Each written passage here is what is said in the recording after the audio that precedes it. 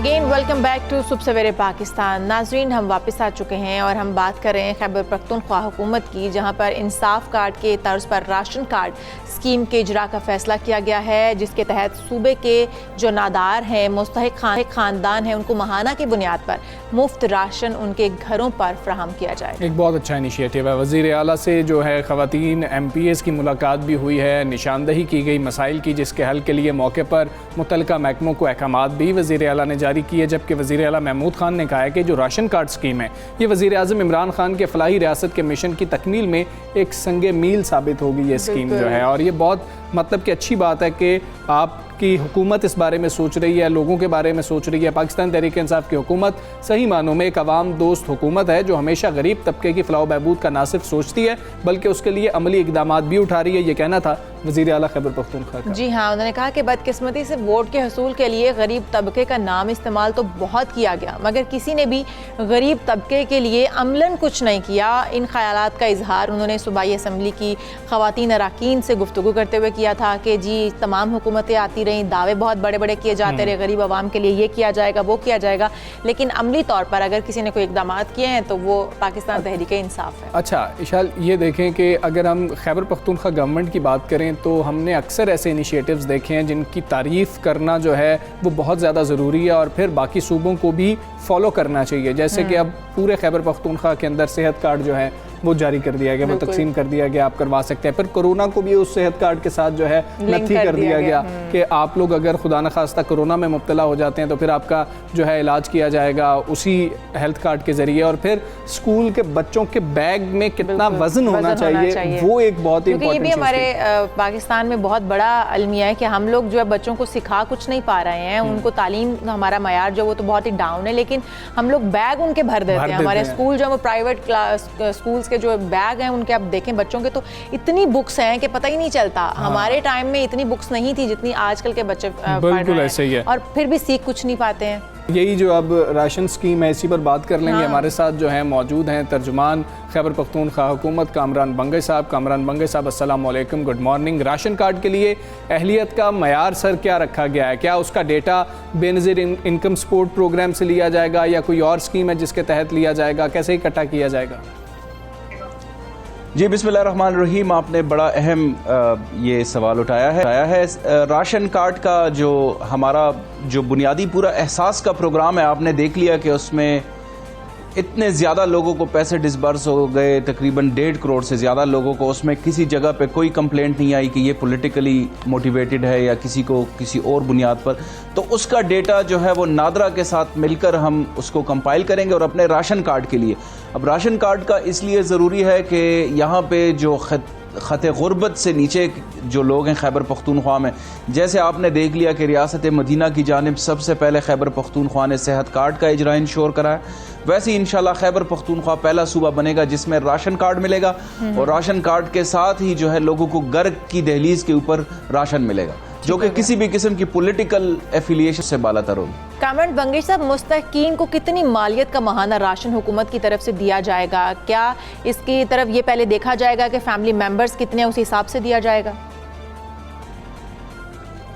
ये मोडेलिटीज़ जो है अभी तय हो रही हैं। ये वज़ीर आला साहब का, वज़ीर आला खैबर पख्तूनख्वा महमूद खान साहब का ये विज़न है कि मैं यहाँ के जो गरीब और ख़ते गुर्बत से नीचे जो लेबर है, जो वो तबका है जिसकी आमदनी बहुत कम है, उनके लिए हमने ये प्रोग्राम लॉन्च करना है। अगले बजट में हम इंशाल्लाह इसको लॉन्च करेंगे। इसकी सारी मोडेलिटीज़ जो हैं वो तय होंगी। यकीनन ये एक ऐसे पैकेज होगा जो एक ख़ानदान के लिए तकरीबन 1 महीने के लिए वो काफ़ी होगा। तो उसके लिए सारी जो तैयारी है वो हमारी मुख्तलिफ डिपार्टमेंट्स और इदारे मिलकर इसके ऊपर जो है वो थ्रेड बेयर और ब्रेनस्टॉर्मिंग कर रहे हैं। इंशाल्लाह बहुत जल्द हम इसकी सारी मोडेलिटीज़ वज़ीर आला साहब खुद आवाम में रखें। जी ठीक है। बंगई साहब, ये भी बता दीजिएगा राशन कार्ड के लिए मुस्तहिकीन को क्या अप्लाई करना पड़ेगा या फिर खुदकार निज़ाम होगा जिसके तहत उन्हें ये कार्ड मिल सकेंगे? देखिए 3-4 ऑप्शंस हैं, अभी उसके ऊपर जो है फाइनल डिसीजन इंशाल्लाह बहुत जल्द हो जाएगा। वज़ीर आला साहब ने अपना माइंड बनाया हुआ है, वो अपना विजन और अपनी पॉलिसी हमारे साथ शेयर करेंगे बहुत जल्द। लेकिन जो इनिशियल डिस्कशन प्रिलिमिनरी जहाँ पे मैं बैठा हुआ था उसमें ये डिसाइड हुआ है कि यूटिलिटी स्टोर्स कॉरपोरेशन या खैबर पख्तूनख्वा डेजिग्नेटेड डीलर्स के थ्रू या स्टोर्स के थ्रू जो है वो इंश्योर करेगी कि लोगों को घर के करीब मिले। अगर लोगों से वो डिस्टेंस दूर है जो डेजिग्नेटेड स्टोर्स हैं, तो वहाँ पे फिर स्टोर का या पाकिस्तान पोस्ट के साथ मिलकर हम एक मैकेनिज्म ये बनाएंगे कि वो लोगों को घर के ऊपर लॉजिस्टिकली फिजिबल और क्वालिटी अशिया मिले। तो ये फ़िलहाल के लिए यही डिसीजन है। हम डेजिग्नेटेड स्टोर्स, यूटिलिटी स्टोर्स के थ्रू जो है ये इंश्योर करेंगे कि क्वालिटी मिले और जो मुत्तालिका तारीख हैं या जो महीने के जिस तारीख को मिलनी है वो इंश्योर हो कि उन्हीं तारीख को मिले लोगों। जी ठीक है, कामरान मंगल साहब बहुत शुक्रिया आपका। सब सवेरे पाकिस्तान से आप बात कर रहे थे। अब हम मेरे ख्याल में आगे बढ़ते हैं, तालीम की बात करते हैं। हमारा जो तालीम का शोबा वो भी खासा मुतासिर है और बदकिस्मती से पाकिस्तान का तालीम का शोबा इससे पहले भी कुछ ख़ास नहीं था, लेकिन जो हमने पीछे जो कोरोना की सूरत हाल से हम निमट रहे थे और इससे गुजर रहे थे, उसकी वजह से जो रही सही कसर है वो भी पूरी हो चुकी है। मगर तलबा का इससे भी ज़्यादा जो नुकसान हुआ है वो हुकूमत की हर लम्हा जो बदलती पॉलिसीज़ हैं उनकी वजह से हुआ कि इम्तिहानात होंगे नहीं होंगे, कंफ्यूजन रही। उसके ऊपर ज़्यादा मसला ये भी था कि कोरोना की वजह से कुछ समझ ही नहीं आ रही थी क्या फ़ैसले किए जाएँ। सख्त फ़ैसले करना पड़ रहे थे, कोशिश थी कि ना करने पड़े। वफाकी वज़ीर तालीम शफ़क़त महमूद ने अपने हालिया बयान में ये भी कहा है कि अब किसी तालिब इल्म को मुफ्त के ग्रेड नहीं मिलेंगे बल्कि इम्तिहानात तो होके ही रहेंगे। इससे कबल हमने देखा है कि कोरोना की तीसरी लहर की शिद्दत की वजह से जो कैम्ब्रिज के तलबा ने वज़ीर तालीम को इम्तिहानात मुलतवी करने के लिए बारहा दरख्वास्त की थी। पहले ज़िद ये थी कि नहीं, अब ये इम्तिहानात जो हैं वो होंगे और ये शुरू कर दिए गए। बाद में हालात मज़ीद बिगड़े तो आला हुकाम को ख्याल आया कि इस सूरत हाल में तो इम्तिहानात लेना दानिशमंदी का फ़ैसला नहीं है। बिल्कुल, और सवालात भी उठ सकते हैं। अब सवाल ये है कि जब दोबारा इम्तिहानात के मुलतवी होने का ख़दशा था तो हुकूमत और स्कूलों ने क्या तैयारी नहीं कर रखी थी। सवाल ये भी है कि हुकूमत अगर इम्तिहानात के हवाले से संजीदा हुई तो जब तालीमी इदारे खुले थे तो उनमें कोरोना SOPs पर हुकूमत बेहतर तरीके से अमल दरामद कराने में क्यों नाकाम रही। अब हुकूमत का कहना यह भी है कि इस साल इम्तिहानात के बगैर तलबा को प्रमोट नहीं किया जाएगा, अगली क्लासेस में नहीं भेजा जाएगा। मगर हालात देखते हुए हमें कुछ समझ नहीं आती कि होने क्या जा रहा है, क्या इस साल इम्तिहानात होंगे भी या नहीं होंगे। और अहम मसला ये है कि इस हवाले से तलबा की कन्फ्यूजन को कैसे दूर किया जाएगा। और ये हमें पता है जब तक स्टूडेंट्स को डेडलाइन ना हो, स्टूडेंट्स उस तरीके से तैयारी नहीं करते हैं। हम सब स्टूडेंट रहे हैं, हमें पता है। वैसे तो कहने को बहुत अच्छी बात है कि जी के साथ साथ तैयारी करनी चाहिए, लेकिन ये इतना आसान नहीं होता है कि जब आपका एक गोल ही नहीं है बच्चे आउट ऑफ प्रैक्टिस हो जाते हैं, उनका वो रुझान नहीं रहता स्टडीज़ की तरफ, जिसकी वजह से हम इन चीज़ों को फेस करते हैं। तो मेरे ख्याल में इस पर बात भी कर लेनी चाहिए हमें। तालीम डॉक्टर आयशा रिज़ाकी साहिबा हमारे साथ मौजूद है। बहुत शुक्रिया डॉक्टर साहिबा आपके वक्त का। डॉक्टर साहिबा क्या कहती हैं, पिछले साल प्रमोशंस और ग्रेडिंग के साथ क्या हुआ था कि आज हम वही प्रैक्टिस रिपीट नहीं कर सकते? क्या अभी भी इम्तिहानात लेने या इस साल किसी भी प्रमोशन पॉलिसी पर मुत्तफिक होने के लिए तैयार नहीं है हम? तो देखिए, सबसे पहला सवाल जो लोग पूछते हैं जाहिर है वो ये बनता है कि पिछले साल अगर एक सर्टेन तरीके से ग्रेडिंग हुई थी और उसके बाद आपके पास एक पूरा साल था और उसके अंदर आप ये कोशिश कर सकते थे कि इस साल ये दोबारा क्राइसिस ना पैदा हो, तो वो बिल्कुल वैलिड एक सवाल है। पिछले साल हमें पता है कि कैम्ब्रिज ने भी एक बड़ी फ्लॉड सी ग्रेडिंग की पॉलिसी बनाई थी जिसकी वजह से काफ़ी शोर उठा था और उसके बाद उन्हें टीचर प्रिडिक्टेड ग्रेड्स सारी दुनिया में बच्चों को देने पड़ गए थे। वो एक बड़ा फ्लॉड सा फॉर्मूला था। उस पर ना सिर्फ हुकूमत ज़ाहिर इतनी सेटिस्फाइड नहीं थी, लेकिन बिसाइड्स दैट प्राइवेट स्कूलों को खुद भी पता था कि ज़रा प्रिडिक्टेड ग्रेड्स कोई बहुत अच्छे तरीके से उनका एविडेंस जमा करके फेयरली नहीं दिए गए। बच्चों को फिर अनफेयरनेस का उसके अंदर काफ़ी ज़्यादा उनकी ग्रीवेंसेस थी।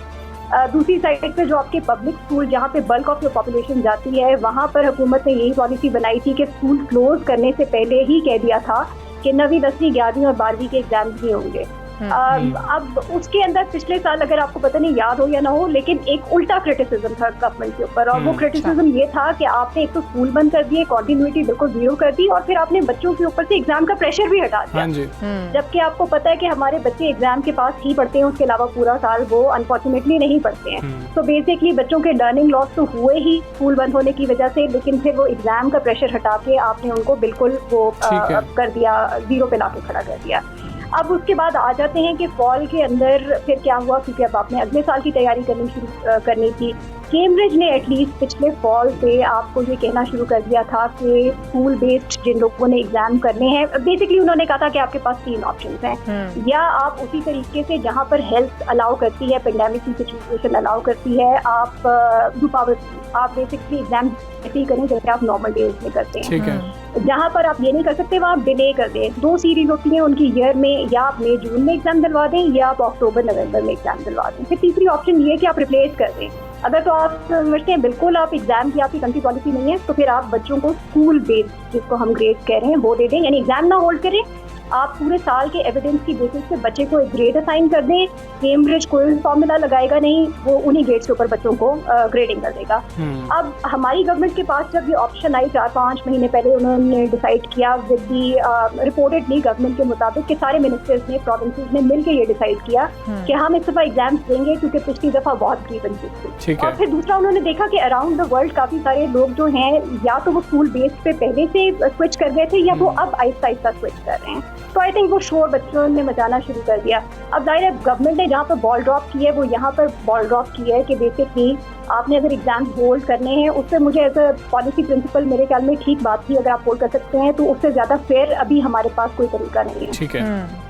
लेकिन फिर एसओपी फॉलो करते, अब वहाँ पर वो एसओपी जिस तरह से फॉलो नहीं कर सके मिसमैनेजमेंट की वजह से, तो वहाँ से बेसिकली ये सारा इशू शुरू हुआ है। और वो आपको पता है कि फिर जब वे अप्रैल 26 को ये अपनी एसओपी फॉलो नहीं कर सके तो फिर एकदम से दोबारा शोर मचा के हेल्थ ग्राउंड्स के ऊपर, और उन्होंने कहा कि बिल्कुल अब आप एग्जाम्स कैंसिल कर दे, बच्चों ने कहा, और आप हमें स्कूल बेस्ड के ऊपर शिफ्ट कर दो। उसके ऊपर गवर्नमेंट ने फिर एक पॉलिसी अपनी डिसाइड कर ली कि नहीं, हम A2 यानी जो आपका फाइनल ईयर है उसके एग्जाम चलते रहने देंगे क्योंकि वो आपका हाई स्टेक्स एग्जाम है। उसके बाद यूनिवर्सिटी का एडमिशन होता है, और क्योंकि हम अपने पब्लिक स्कूलों के एग्जाम भी होल्ड कर रहे हैं तो हम आपके भी एग्जाम होल्ड करेंगे, वो उसी तरह चलने दें। और बाकी साल जो अभी एग्जाम नहीं देना चाहते वो आप। अच्छा डॉक्टर आयशा, चलें, जो हुआ सो हुआ, अब हम आगे कैसे बढ़ेंगे? आगे अब हमें क्या करना चाहिए, क्योंकि कोरोना वबा अभी हमें जाती हुई नजर नहीं आ रही।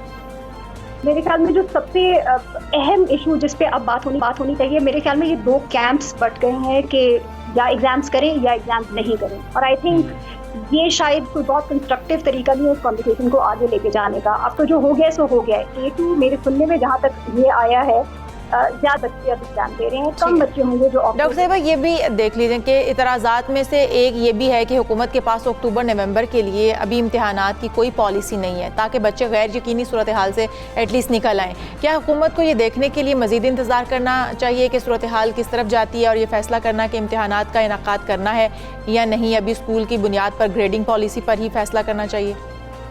सामने आपकी चीज़ें होनी चाहिए, वो बच्चों की एकेडेमिक बेसिकली कोई डैमेज ना हो, बच्चों की हेल्थ को डैमेज ना हो, और आप बगैर ईगो को मसला बनाए हुए आप आगे बढ़ें। और उसका कहने का मतलब बेसिकली ये है कि हियर ऑन आपकी पॉलिसी को थोड़ा सा नुआंस्ड होना चाहिए। उसका मतलब ये है कि आप अपने जो मोस्ट हाई स्टेक आपके जो लेवल ऑफ स्कूल है, आप उससे डिसाइड करें कि जिनके एग्जाम लेने चाहिए आपको, क्योंकि वो या उनका लेवल ज़रा ज़्यादा इम्पॉर्टेंट है, या वो ट्रांजिशन वाले ग्रेड्स हैं, यानी जिसके बाद आपने या स्कूल से कॉलेज एंटर होना होता है या कॉलेज से यूनिवर्सिटी। तो वो ग्रेड्स फिलहाल आपके लिए बहुत ज़रूरी हैं। वो A2 के हैं, O3 के हैं, AS का है। इस लिहाज से बच्चों से मेरे ख्याल में एग्जाम का प्रेशर बिल्कुल नहीं हटना चाहिए, क्योंकि मुझे ये लगता है कि वो अगले 4-5 महीने नहीं पढ़ेंगे। यूनिवर्सिटी जब एंटर होते हैं बच्चे, सबसे पहला रेगुलर ईयर्स में भी फैकल्टी का एक बहुत बड़ी कंप्लेंट होती है कि हमारे पास बच्चे अंडर प्रिपेयर्ड आ रहे हैं। यानी कि हमारे पास, वो कहते हैं कि बच्चे को पहले साल में हम उनकी बेसिक्स ही ठीक करते रह जाते हैं, रिमीडिएशन करते रह जाते हैं, और वो हाई लेवल कोर्सेज और वो हाई लेवल बातें करने का तो बाद में टाइम आता है। तो अगर आम सालों में ये हालात हैं यूनिवर्सिटी एडमिशन के, तो आप सोचें इतने लंबे स्कूल क्लोजर, फिर नो एग्जाम, और जो एग्जाम से पहले बच्चे पढ़ते थे वो भी नहीं पढ़ेंगे, तो फिर वो आगे क्या यूनिवर्सिटी में करेंगे? तो साल तो आप इस तरह ज़ाया करें या उस तरह ज़ाया करें, बात देखिए। तो मेरे ख्याल में एग्जाम की तैयारी रखें। मेरे ख्याल में उसका मतलब सिर्फ इतना सा होगा कि बच्चों को आगे 4-5 महीने मेहनत करनी पड़ेगी, थोड़ी अनसर्टेनिटी के साथ रहना पड़ेगा। प्राइवेट स्कूलों को अपना रोल प्ले करना पड़ेगा कि समर में आप वैसे भी फीस लेते हैं, आप बच्चों को अर्ली एकेडमिक ईयर शुरू करवा दें और आप उसमें को बच्चे एग्जाम की तैयारी भी करें। बच्चा अच्छा डॉक्टर आयशा, हमने ये भी देखा कि जब इम्तिहानात ना लेने की बात तलबा की जानिब से आ रही थी तो वो फिर मवाजना कर रहे थे कि जी कि फ़लाँ मुल्क ने भी तो ये फैसला किया, फ़लाँ मुल्क ने भी तो ये फैसला किया। क्या पाकिस्तान में इम्तिहानों से मुतालिक पॉलिसी का फैसला करते वक्त दूसरे ममालिक के साथ मवाजना करना मुनासिब है? देखिए, आपने अपने एग्जाम या प्रमोशन की पॉलिसी का डिसीजन दूसरों को देखकर नहीं करना। हाँ, आप दूसरों से लर्न जरूर कर सकते हैं कि अगर दूसरों के पास कोई चीज़ नहीं चली तो फिर उन्होंने उसको कैसे अडेप्ट किया, वो चीज़ें आप लर्न करें। लेकिन पॉलिसी क्या थी, एग्जाम करना था या नहीं, वो आपका अपना है, क्योंकि आपके अपने ऑब्जेक्टिव हैं। जो कैम्ब्रिज ने एग्जाम अपने कैंसिल किए हैं, वो बिल्कुल एक रात पहले डेडलाइन से, जबकि उनके पास वायरस की सिचुएशन बहुत बुरी तब तक हो चुकी थी, उन्होंने अप्रैल 16 को अनाउंस किया कि हम कैंसिल कर। तो फिर हमारी गवर्नमेंट से ये एक्सपेक्ट करना कि हमारे हालात भी वो नहीं है लेकिन फिर भी आप कैंसिल करें, वो थोड़ा सा अनरीजनेबल है। फिर आप ये देखें कि उनकी जो लोकल स्ट्रीम है, उनके जो पब्लिक स्कूल हैं, यानी कि जो हमारी तरह के 9th 10th 11th 12th वाले बच्चे, उनके पास भी हमारे वाला हिसाब है कि एक सेंट्रल बोर्ड है, फिर उनके जो स्टेट्स हैं वो अपने अपने उनके बोर्ड हैं। क्लास 12 का एग्जाम किसी ने कैंसिल नहीं किया है। क्लास 12 को उन्होंने अभी भी सिर्फ पोस्टपोन ही किया है।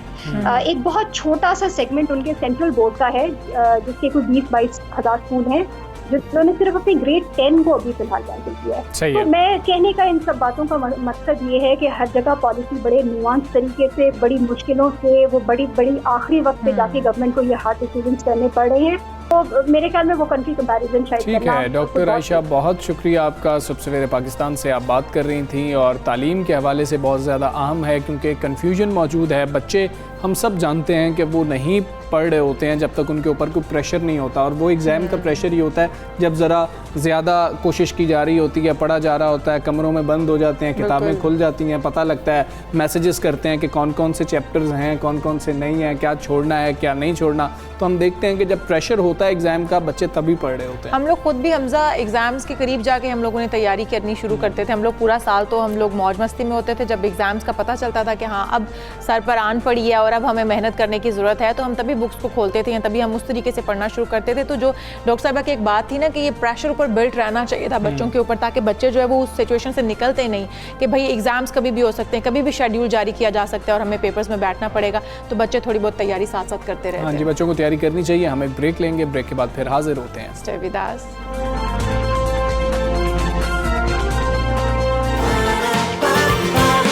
सुबह सवेरे पाकिस्तान।